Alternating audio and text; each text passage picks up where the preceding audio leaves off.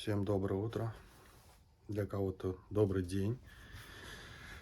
А, Сегодня, сегодня будем снимать ролик немного о философии, наверное.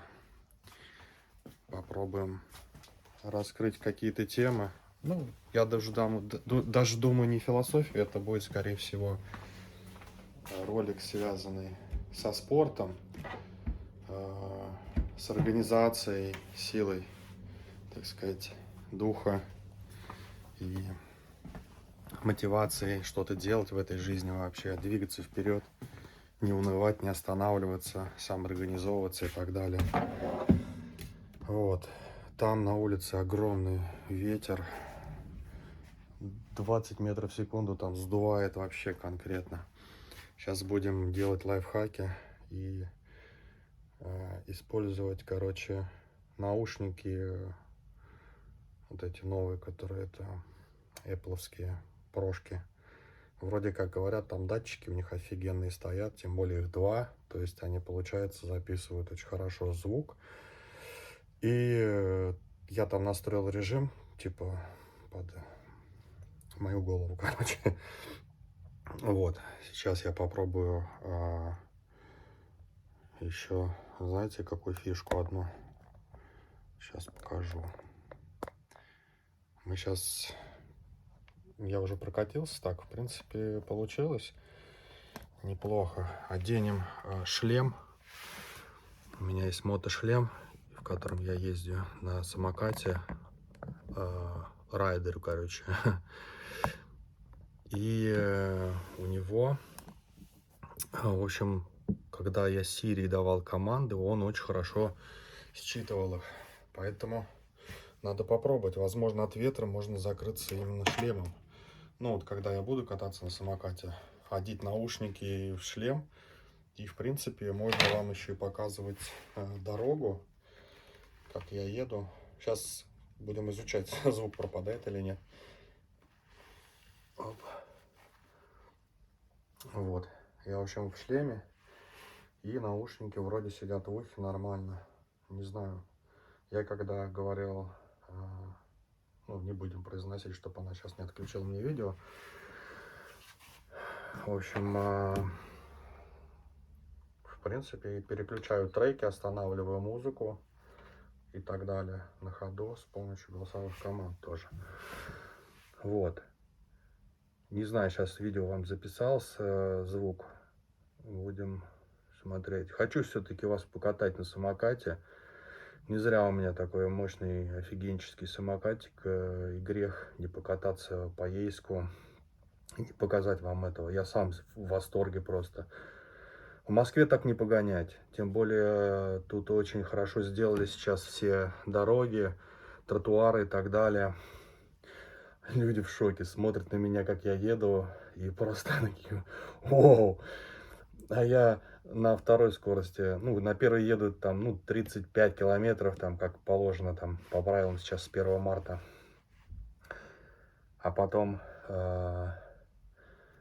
где-то на светофоре фальстарт делаю, и получается, короче, сразу 70-ка почти. Ну, 60, 65, 70. Ну, больше, конечно, не стоит город. Тут и вообще по городу ограничение 40. Ну, тут камер вроде на Шмидта нету, тут можно немножечко. Ну, я в основном на набережную выхожу, там, когда нет людей. Там пару мест есть таких по прямой, можно разогнаться. И там брусчатка, она как раз подтормаживает. То есть, если там, допустим, ну, надо уметь райдерить и тормозить. Это не просто так тоже, знаете, нажал на тормоз и все, типа там, чтобы со свистом. Типа как небольшой режимчик АБС, там передний, задний, там, потом покажу, там надо вот так вот припрыгнуть на нем, чтобы заднее колесо немножко притопить, там, нагрузку перенести, там. Ну, короче, я уже накатался за сколько-то времени, уже знаю, как райдерить.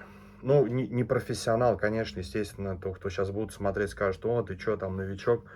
Нет, конечно, естественно, этому надо обучаться, там, но в любом случае, мне кажется, зависит тоже от человека. смотреть по сторонам, быть внимательным, знать правила дорожного движения, замечать знаки главной дороги второстепенной и, в принципе, ну, просто быть внимательным. Знаете, есть место, где для разгона надо чувствовать скорость, и до которой, и момент до поворота, когда нужно уже сбрасывать и подтормаживать, чтобы, ну, не произошло вдруг, если что, другой водитель необученный не выскочит, так сказать, с телефоном в ушах и не пропустит знаки. Поэтому полагаться полностью на знаки не стоит. Нужно полагаться вот на защиту, на голову, на свою, прежде всего. Вот. Потому что последствия бывают разные. Транспорт достаточно опасный. Правильно говорят, что, ну, очень часто водители просто в автомобилях не замечают. Особенно тех, кто бездумно думает, там, я выехал на полосу движения, и, соответственно, теряют контроль и мало того, что свою жизнь там ставят под удар, так еще и подставляют водителей, которые совершенно ни при чем и просто ехали по домашним делам и так далее. Много всяких непрофессионалов за рулем. Дай бог, пока что я никаких таких ситуаций серьезных не был. С 6 лет я попробовал водить автомобиль КамАЗ. Это первый мой автомобиль был. Ну, короче, у меня батя прирожденный водитель за всю жизнь. Пока жив был, 35 лет, ни одной аварии. Был ДТП, но не по его вине, собственно, одно там какой-то профессиональный водитель со всеми категориями, которые возможно. Вот, жаль, конечно, его. Ну, это отдельная тема, об этом можно поговорить, о потере близких родственников и так далее. В общем, сейчас проверяем звук. Так, этот ролик я тоже вставлю, конечно, будете смотреть все ролики. Или на перемотке, кому не интересно. Оп. Есть. Все, тогда сейчас для вас 1 минутка, и мы перемещаемся на набережную. Hi, people. Я уже здесь. Вот отсюда начинается набережная Ейская. Каменка. Потому что у меня режим синематик. Ладно, будем идти по ходу просто пейзаж смотреть. Разговаривать. Я не знаю, как меня слышно будет вообще, вставлю этот ролик или нет. Потому что ветер очень сильный. Заодно потестим. Да, ветер очень сильный. Придется как-то кататься.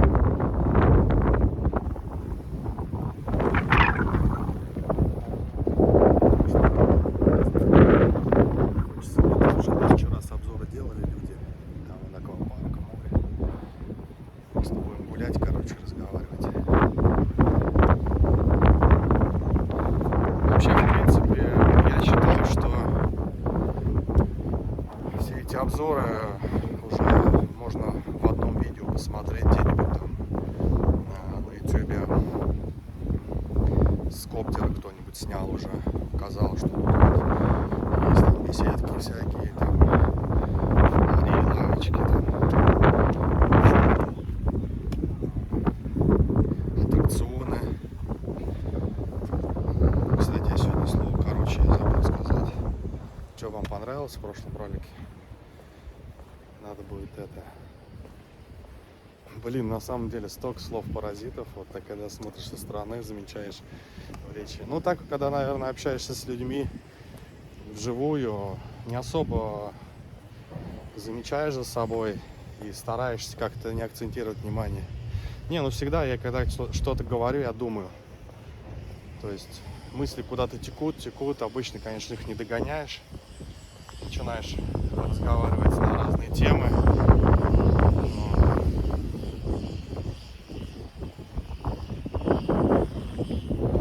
А так, в принципе, поговорить есть о чем. Есть очень интересные темы, которые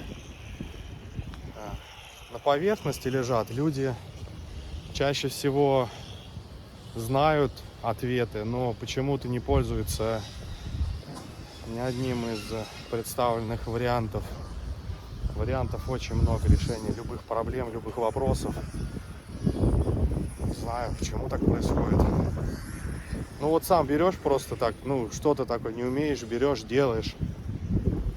Раз получилось, или раз не получилось. Начинаешь изучать тему поглубже, а вот где не получилось, короче, исправляешь, все, зашибись.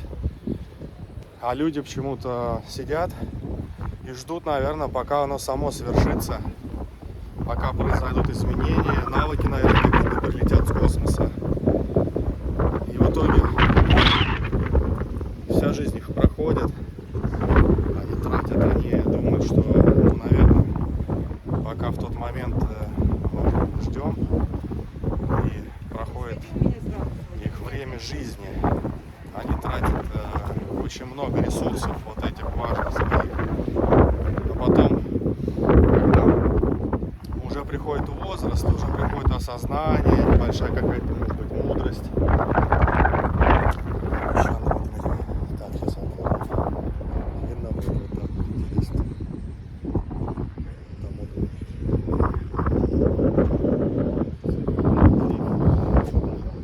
Я сейчас с кроссовками пойду там. Большой отлив. Так, ну конечно же мне надо обязательно кому-то позвонить. Мошенники, Сбербанк. Достали уже.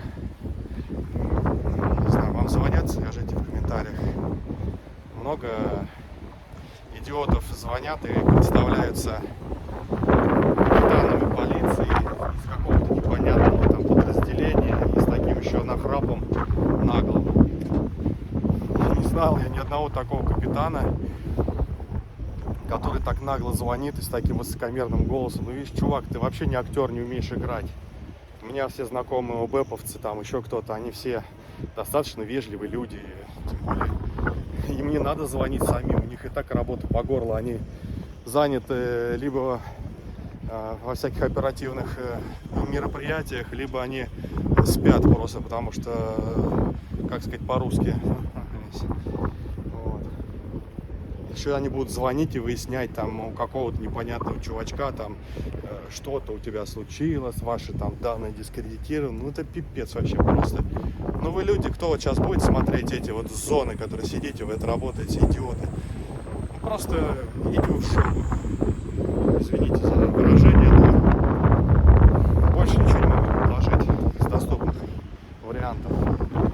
Нет у вас совести, вы зачем неизвестно, в каком состоянии человек находится, какие эмоции сейчас испытывает. Может быть, человек уже стоит, не знаю, плохо говорить в петле, да, вы еще подкидываете всякие вот эти дебильные проблемы. Но не все же люди разбираются в том, что капитан полиции не будет звонить, не будет тратить свое драгоценное время на какое-то вот, на обычные вот эти мероприятия такие. Мне кажется, это нужно быть совсем просто без души человеком, вот заниматься таким говном, которым они занимаются. Ну, честно скажу. Ну, надеюсь, скоро будут какие-то технологии, в том числе интеллектуальные системы, которые позволят подключать номера, чтобы вычислять их по айпишнику и по геолокациям ненадежных операторов, которые выдают эти номера, из которых происходят эти звонки. Я знаю, что это IP-телефонии, всякие такие вариации мошенничества. Я даже одну передачу смотрел, как все это осуществляется. Создаются вот эти пулы, дампы большие, специальное оборудование закупается, где там по 1000 симок стоит, и они вот переадресовываются, перекидываются по айпишникам. Ну это, конечно, вообще пипец.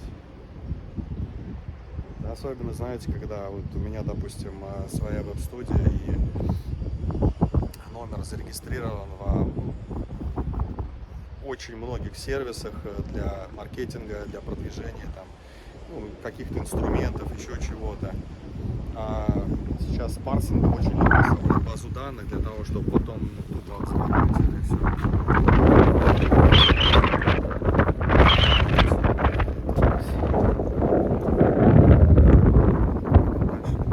Сейчас опять нагуляем.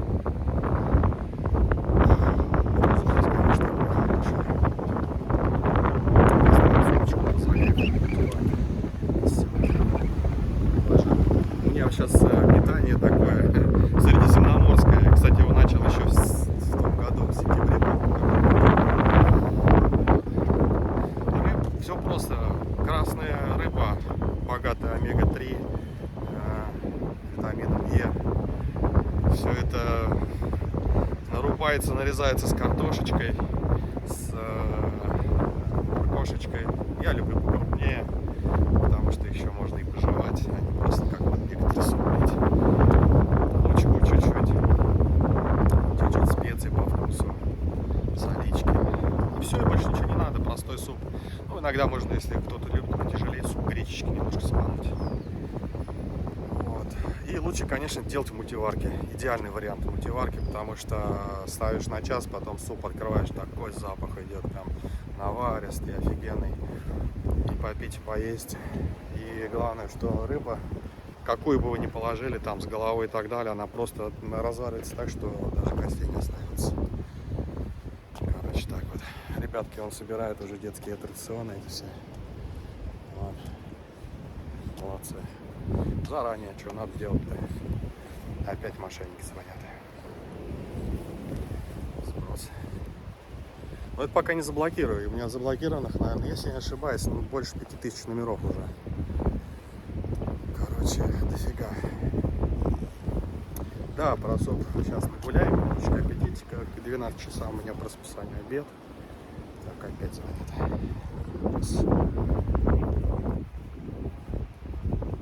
И, соответственно, после этого, ну, осталось полчасика, да. Можно покушать, посмотреть, как там рендеры закончились, рассортировать по папочкам, поздравить коллег нейросетевым трафиком, ну, в смысле, короче, генерацией, вот, с генерированными картинками. Сейчас очень хорошего дизайнера взяли, девочку молодую.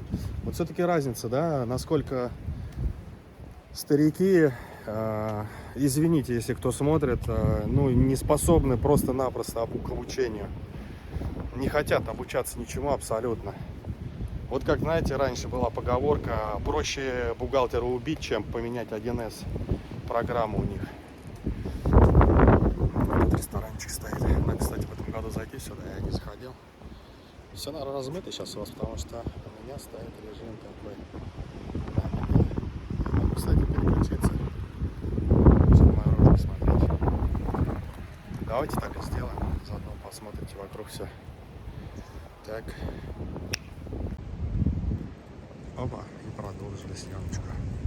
Но все равно у меня такая-то кинематика, он будет на людях акцентировать внимание. Вот. Поэтому я буду дальше вам трендить, а вы слушать.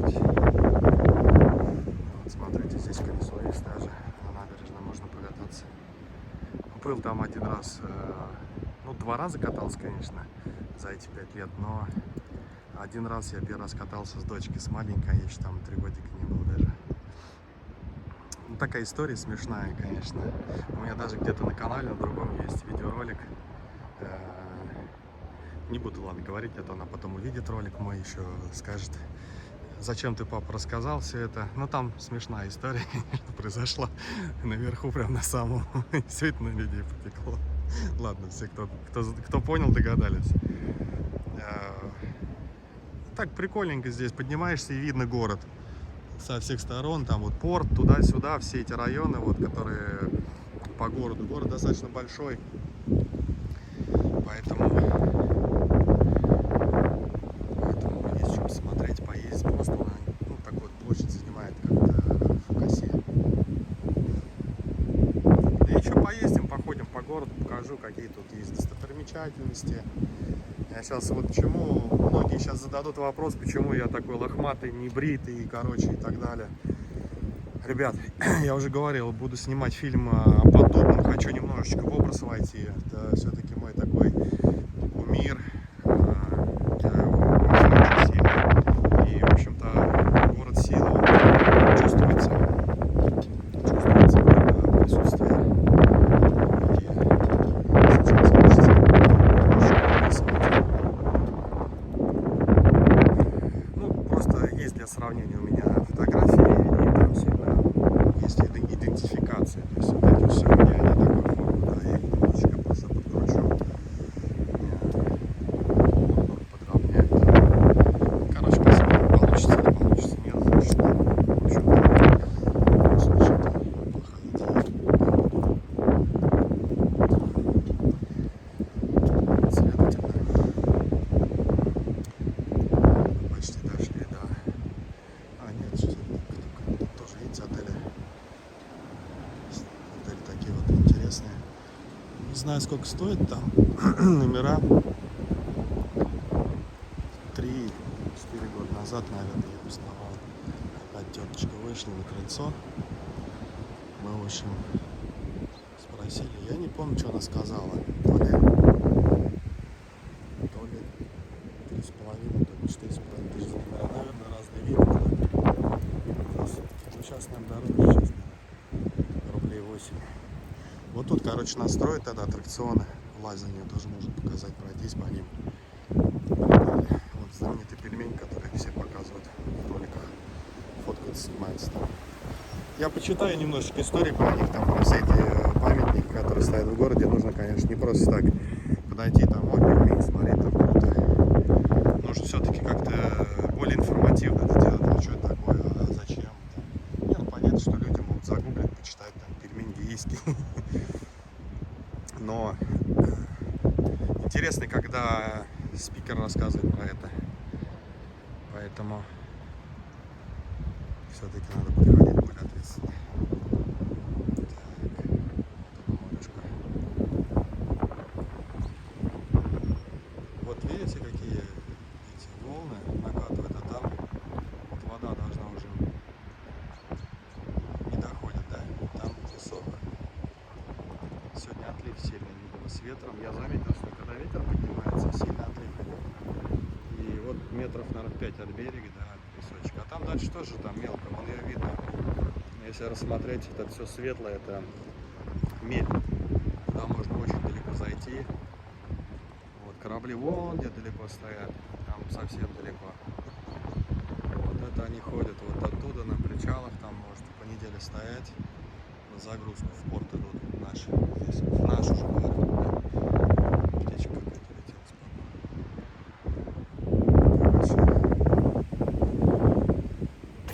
О чем еще поговорить? Вообще тем на самом деле можно вообще просто идти рассуждать. У меня на ютубе когда-то в подписчиках был, я не знаю, может еще остался. Нет, не отписался, помню, отписался. Человечек такой интересный был. У меня с ним, ну, какие-то не взгляды, а, наверное, поначалу мне понравилось то, что вот человек идет по городу, рассказывает всякие вещи, мысли свои обсуждает. И не в России по городу, а в Америке. Мне очень интересно было одно время жизнь в Америке, как там вот, ну, в реале. Не вот эта вот картинка, которую красиво показывает. Вы же знаете, что там эти американские, ну, вообще менталитет американский, это выглядеть красиво, быть идеальным, быть лучше твоего соседа, улыбнуться в 32 зуба, да, как говорится, в голове другие мысли. Ладно, не будем обсуждать. Люди разные бывают. Всех сравнивать, конечно, тоже нельзя. Там и наших полно. И про нас могут что-то сказать. Ребята, я вам скажу одно, что у людей в России есть душа. У нас вот единственное, да, это такое мощное отличие вообще от других не рас, наверное, а народов, народностей. Русский — это не просто национальность, это душа. Вот эти кусты, они где-то в мае соответственно, будут цвести белым-белым. Они сейчас цветочки, а потом будут белым цвести. Вот. Надо будет, в общем, заснять потом. Ну, очень красиво тут будет. Прям вот вообще все пышное. Все будет в цветах. Абрикосы уже с вишней почти отцвели. Не заснял, конечно. Не знаю, у меня во дворе там есть. Во дворе, на улице на нашей. Итак, про американцев что? Вот тот человек, он снимал, ходил по улицам, снимал разный контент. Ну, назывались ролики. Как-то канал даже назывался «Мои мысли». Или «Мысли американца», или что-то. «Мои мысли об Америке». Ну, короче, что-то типа того. Ладно, не суть важно. Я думаю, что кто смотрел,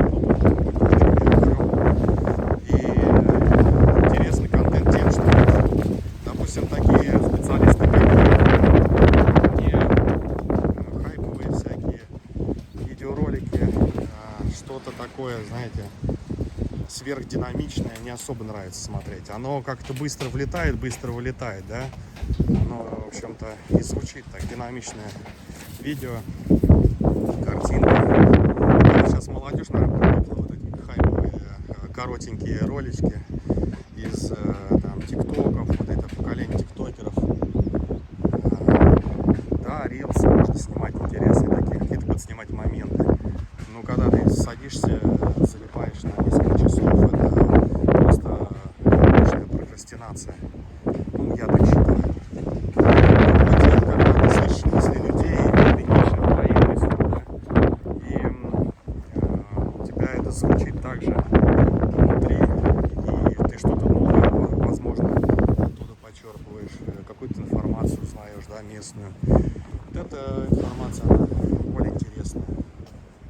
Ну, особенно, сейчас я вот сниму дальше, скажу, вот тут такая классная аллейка есть с очень старыми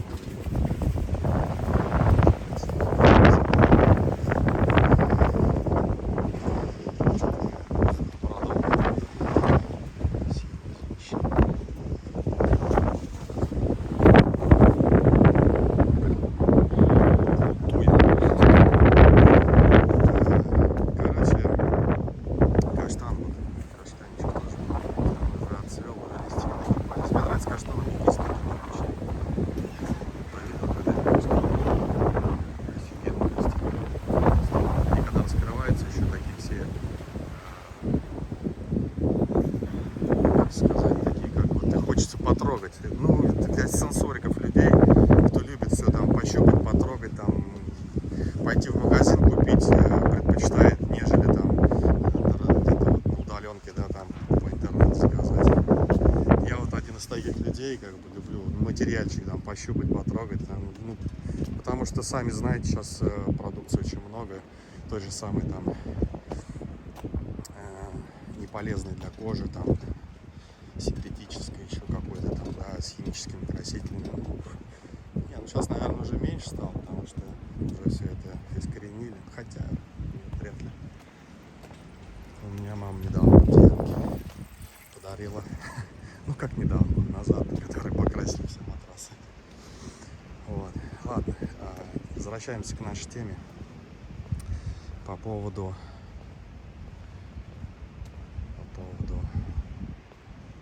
мыслей и идентичности мыслей тех людей.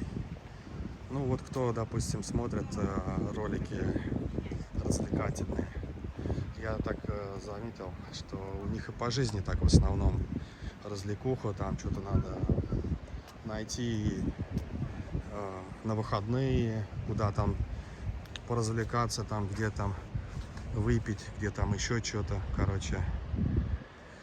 О, сорямба, у меня тут это сообщение, что это доставка. Я сейчас включусь, секунду буквально для вас. Так, бежим, короче, назад. Сейчас я вам снимаю ролик с шатающейся камерой.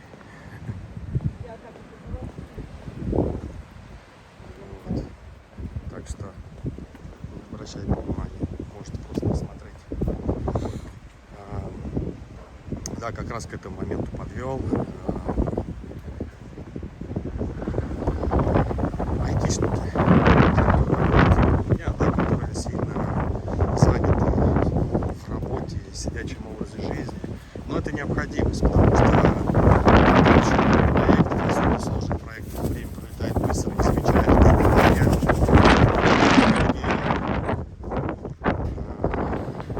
сидишь по много часов за компьютером, и даже если это очень интересная работа, бывает очень много монотонностей всяких там, допустим, рисовать. Я вот рисую 3D модели. Когда ты сидишь рисуешь, это такой творческий процесс, и, собственно, уже когда на автомате знаешь все инструменты, ты уже продумал, как делать, как чертить. Просто нужно доводить детали. Параллельно нужно изучать какую-то информацию, да, и вот можно включать на YouTube видеоролики. Сейчас со мной многие согласятся, наверное, делают то же самое. И в итоге изучать эту информацию по видеоролику в какой-нибудь нише. А, кстати, вот вам скажу, товарищи, я учился в университете совершенно не профильный, где преподают 3D моделирование. То есть у меня самостоятельное изучение по видеороликам одного из блогеров. Тоже он подснимал короткие ролики, туда-сюда выкладывал, там у него целый плейлист. Ну, многие могут взять так же, как я, посмотреть, но только единицы изучат. Почему? Потому что усидчивость нужна и сразу практика. То есть у меня совпало так, что появилась практика, то есть конкретный объект, на котором надо было это реализовать. И хотя клиент и отказался от того, что да, давай, так нехотя, короче. Ну, потому что понимает, наверное, что это дорого, мне захотелось не платить ничего. Меня это не остановило. Я начал изучать тему глубоко. Сидеть часами, там, ковыряться, колупаться, что не получалось, я туда быстренько. Да, я прорекламирую, кстати, канал дяди Паши. Офигенный канал. Парнишка снимает на программу Fusion 360. Так, мы с ним чуть-чуть общались, кое-какие вещи. В общем, информация. Ну, такой нормальный парень, рассказывает правильно. Короткие ролики снимает. Ну, видимо, тоже контент готовит. Сидит, готовит контент, это хорошо. И у меня тоже там где-то, может быть, на канале, на другом моем профессиональном, около 5000 роликов там, ну, очень много, огромное количество, но они в основном, они все скрыты. То есть я попытался там несколько роликов открыть туда-сюда, без промоута они вообще не заходят. И в итоге заниматься, конечно, вот этим раскруткой каналов, блогингом, эта тема такая, она может быть даже неблагодарная и альтруистическая. А если она альтруистическая и не приносит никаких финансов, но жить-то на что-то надо. Вот. Поэтому стать блогером это для меня, например, не профессия. Мне это не нужно. Я не собираюсь изначально зарабатывать на этом деньги, поэтому получится раскрутиться, окей. Это только дополнительный заработок к тому, что уже имеется. Но свои профессиональные качества, навыки на блогинге не поменяй ни в коем случае. Знаете, даже так можно расценить, что это дополнительный какой-то скилл, который сейчас нужно прокачать для того, чтобы усилить, увеличить мощь моего маркетингового навыка, моих маркетинговых навыков. Уже много-много всяких вещей я умею, знаю, и не на таком профессиональном, начиная там от графики векторной, растровой, различных там созданий сайтов,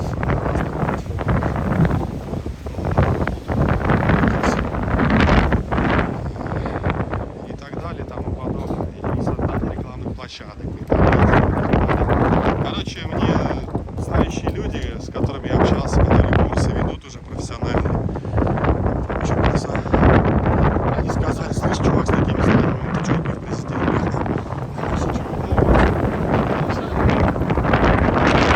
Платформы по обучению, то есть заняться такими серьезными делами.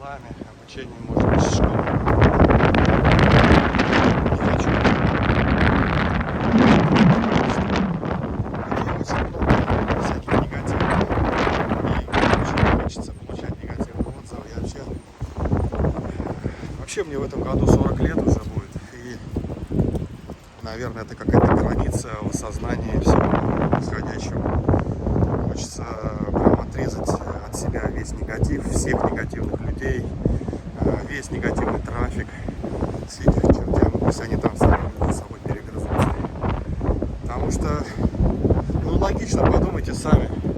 Вот вы, допустим, сидите, да, и вас какой-то паразит поливает. Понимаете, что это неправда.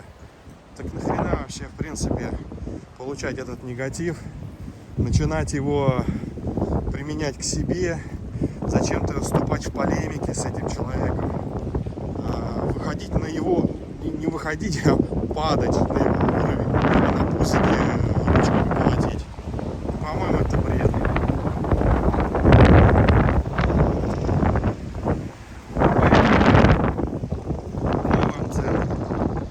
Берете и просто удаляете все. Молча, без всяких комментариев, без всего. Даже не читая, видите, часть, хотя бы дольку негатива в высказывании. Сразу валите, сразу удаляйте. И также в жизни у вас есть люди, которые рядом находятся. Есть одно правило. Лучше поглощать полезные продукты, чем есть говно. Правильно? Так вот это говно, это вот эти негативные люди вокруг вас. Отсеките их, просто отойдите от них, уйдите, не мешайте им дальше жить, как говорится. Пусть они самостоятельно развиваются, и когда вот у них... есть часть из них, которые в один прекрасный момент доходят сознанием до какого-то уровня. Ну вот он просто родился злым, его таким родили. И он дошел до этого уровня, когда он уже осознает, что на самом деле он просто был в той ситуации неправ, и начинает как-то справляться, что ли, или что-то. Но момент потерян, когда он мог быть бы адекватным по отношению к другому человеку, который ему ничего, в принципе, не сделал, и с кем у него могли бы связаться и родственные отношения, бизнес-отношения, все что угодно. Здесь вся политика простая. Живите, как вам, понимаете, ни от кого не зависите. Не нужно вам терпеть унижения какие-то. Ну, понятное дело, играет еще там гормональный фон. Люди чаще всего что делают в этой ситуации? Там мужики у них там сразу адреналина, тестостерона. В общем, получается ситуация такая, что, короче, агрессия в ответку. Ну, это работают такие наши инстинкты древние, когда на агрессию агрессии и так далее, тому подобное. Мы же люди такие уже с сознанием. У нас все-таки площадь поверхности мозга, та, которая, в принципе, отвечает за сознательность, она обширнее, она большая. Нейросвязи надо развивать, товарищи.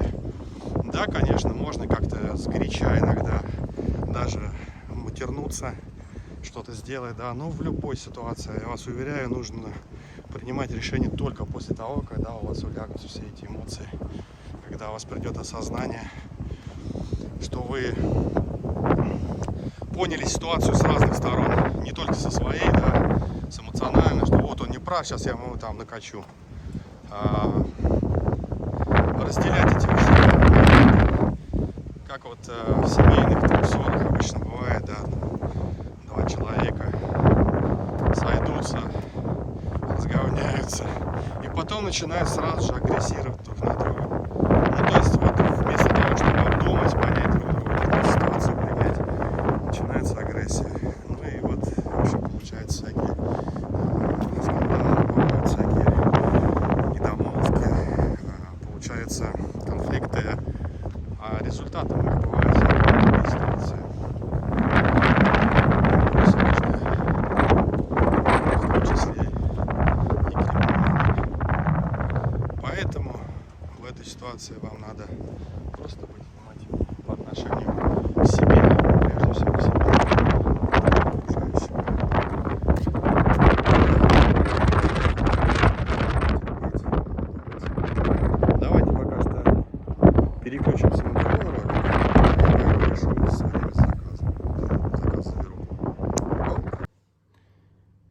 Да, кстати, вот фишечка какая. Я вчера делал доску себе для компьютера и сделал маленькую такую дощечку из ламината. Ну, самоделочка получается.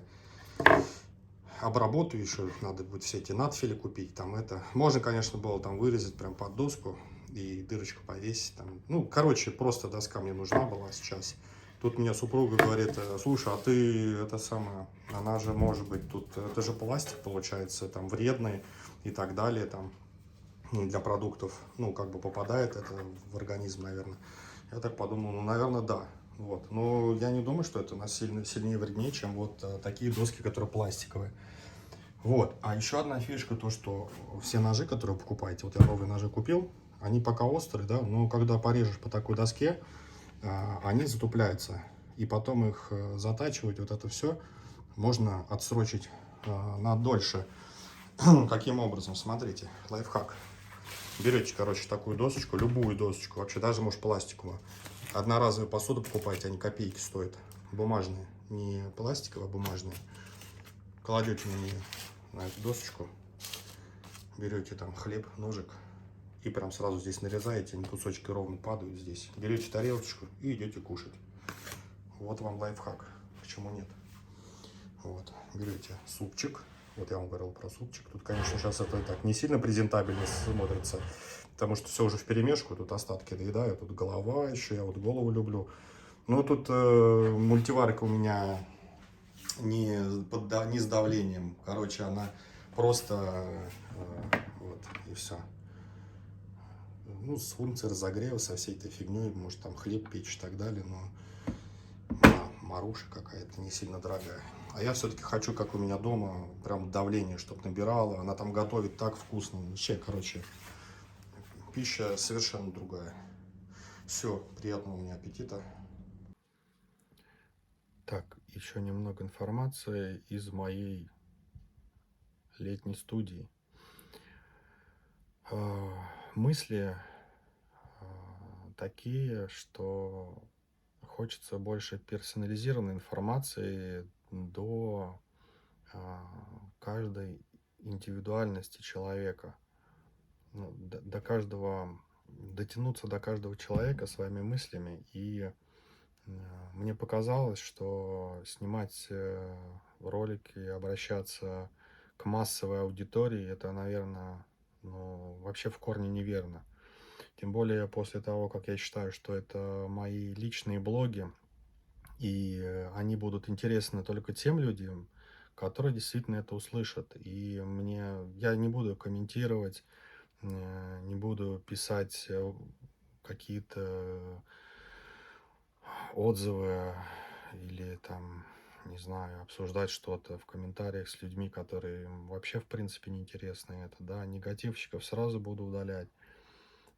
И, знаете, наверное, концепцию поменяю и буду обращаться индивидуально к каждому человеку. Вот, например, в первом ролике я это почувствовал, недавно пересмотрел и почувствовал, что оно как-то ближе.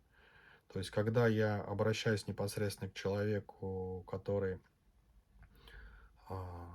слышит меня, мне кажется, это более душевно, тет-а-тет. То есть человек начинает ассоциировать себя на месте, э, на месте диалога. Вот. И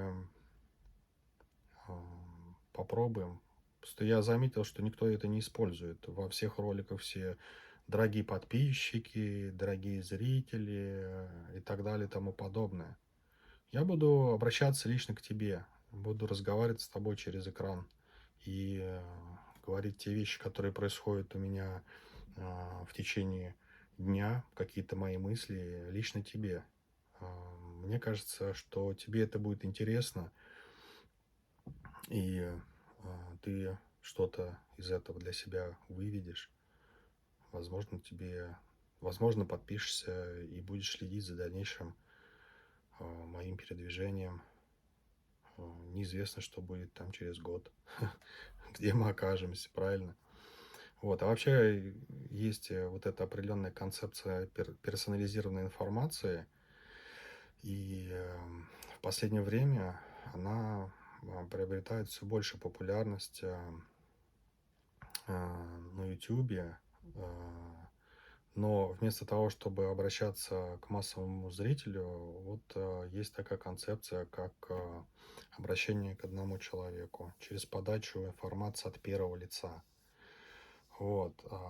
И представляете, что вы получаете конкретную информацию от человека, который уже прошел через определенный опыт и решил, что ну, те же вопросы, что и вы. Это изначально повышает уровень доверия, делает информацию более полезной и ценной. Вот. И такой подход, он позволяет вот, под конкретного зрителя стать более близким с ним. Вот, возможно, открывает новые возможности для бизнеса и личного развития. Вот. Хотя, вот, не знаю, может быть и не пойдет. Ладно, такой вот маленький ролик. И следующий, я думаю, мы сейчас поработаем несколько часов и стартанем в магазин. Надо поменять лук, немножечко шматья прикупить, если получится. Вот. Вообще планировал, конечно, сегодня еще на площадочку заскочить.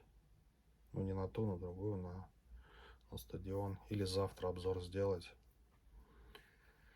Ох, столько дел, ничего не успеваем. Ладно, встретимся через несколько секунд. Зацени. Короче, пришла посылочка, заказал себе в такой сумочке 2 подушечки. Не ортопедические, но такие прям вообще офигеннейшие, мягкие. 50 на 70 вроде размер. 2 штуки. И тут одеяло у нас. Одеяло у нас в специальном пакете, что ли. Как оно хоть открывается-то? Так, наверное, клапан надо вытащить.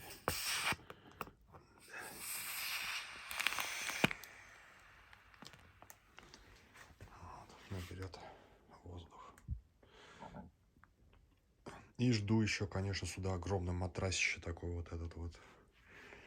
Все-таки тут такой не очень матрас. Мне не нравится. Ну, не скажу, что не высыпаюсь, но когда ворочаюсь ночью, это значит что-то не очень. Пусть потом привезут, тогда посмотрим. Там должен быть хороший матрас прям. Ну, что там, конечно, за 12, что ли, тысяч по акции.